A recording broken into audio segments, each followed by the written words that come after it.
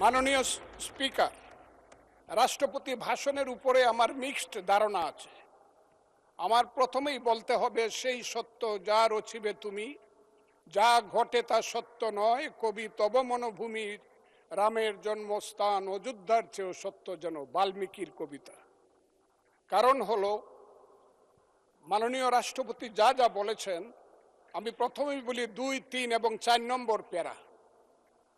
2 নম্বর প্যারায় মুক্তিযুদ্ধকে উনি যেভাবে বলেছেন সঠিক বলেছেন, কিন্তু আরো বিস্তারিত হলে আমাদের প্রধানমন্ত্রী যেমন বলেন যে মুক্তিযুদ্ধকে মহিয়ান করতে হবে, মুক্তিযুদ্ধ আরো মহিমান্বিত হতো আরেকটু ইলাবোরেট করে লেখলে। কারণ মুক্তিযুদ্ধের ইতিহাস মহাসমুদ্রের চেয়েও গভীর ইতিহাস। আমি আজকে আপনার কাছে বলবো 3-4 প্যারায় মুক্তিযোদ্ধাকে যেভাবে 5ই আগস্টের সঙ্গে যোদ্ধাদের সঙ্গে তুলনা করা হয়েছে, 5ই আগস্টের যোদ্ধাদেরকে আমি ছোট করে দেখি না। তাদের যারা শহীদ হয়েছে আমি তাদের প্রতি শ্রদ্ধা নিবেদন করি এবং তাদের আত্মার মাগফিরাত কামনা করি। শহীদ আমি ছিলাম 5ই আগস্টে, তার আগে 10 বছর যাবত, যেদিন থেকে আমি বলা শুরু করেছিলাম আওয়ামী লীগ একটি অভিশপ্ত রাজনৈতিক দল, সেই দিন থেকে 10টি বছর নিরন্তর আমি যুদ্ধ করেছি। আমি আমার যেদিন সর্বশেষ 28শে অক্টোবর নয়াপল্টনের মাঠ থেকে 10 লক্ষ লোকের মিছিলটাকে ফ্যাসিস্টরা ভেঙে দিল, অনেকেই জেলে চলে গেলেন, অনেকেই পলাতক ছিলেন, হাজার হাজার নেতাকর্মীর নামে যেদিন যুদ্ধ হলো, সেদিন আমি বললাম যে আমি সংসপ্তকের ভূমিকা পালন করব, জয় অথবা মৃত্যু। আমি হাসিনা সরকারের বিরুদ্ধে সবকিছু করব। স্ত্রীকে বললাম তুমি বিধবা হতে পারো, সন্তানদেরকে বললাম তোমরা এতিম হতে পারো, কিন্তু শেখ হাসিনা সরকারের পতন না হওয়া পর্যন্ত আমার যুদ্ধ চলবে।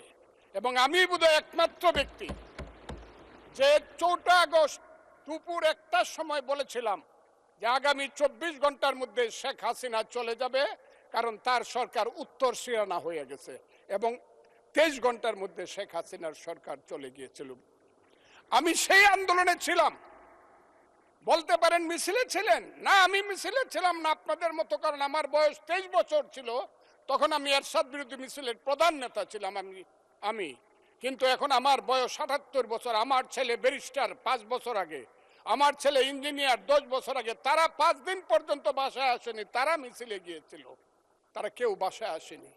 কাছে আগস্ট মাসকে আমিও খুব ছোট করে দেখি না, তবে কোনো কারণে আগস্ট কোনো বিপ্লব নয়, আগস্ট হলো গণ অভ্যুত্থান।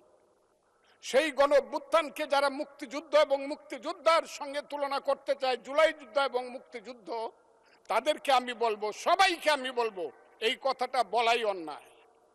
কারণ মুক্তিযুদ্ধ প্রশান্ত মহাসাগরের সঙ্গে ডুবার তুলনা করা যেমন, হিমালয় পর্বতের সঙ্গে টিলার তুলনা করা যেমন, মুক্তিযুদ্ধের সঙ্গে 5ই আগস্টের তুলনা করা ঠিক তেমনি।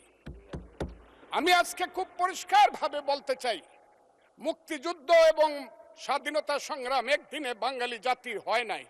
ওই কালকে আমার এক ভাই ব্যারিস্টার নৌসাদ জমির পাল বংশের কথা বলেছিল, যে পাল বংশ আজ থেকে প্রায় 1000 বছর আগে, 1000 বছর আগে বগুড়ার মহাস্থানগড় পুণ্ড্রবর্ধনের রাজধানী স্থাপন করে বাঙালির যে শাসন শুরু করেছিল, তারপরে সেন শাসন থেকে ধরে সর্বশেষ মুঘল শাসনের পরে যখন 1757 সনে মির্জাফরের বিশ্বাসঘাতকতায় সিরাজউদ্দৌলার পতন হয়েছিল, নীল সাহেবদের অত্যাচারে যখন মানুষ জর্জরিত হয়েছিল, 1770 সন যাকে বলা হয় 74-এর মন্বন্তর, সেই সময়ে যখন বাংলার 1/3 লোক না খেয়ে মরেছিল, নীল সাহেবদের অত্যাচারে যখন বাংলার মায়েরা কেঁদে কেঁদে ছড়া বলতো, ছেলে ঘুমালো, পাড়া জুড়ালো, বর্গি এলো দেশে, বুলবুলিতে ধান খেয়েছে, খাজনা দিব কিসে, ধান ফোরালো, পান ফোরালো, খাজনার উপায় কি,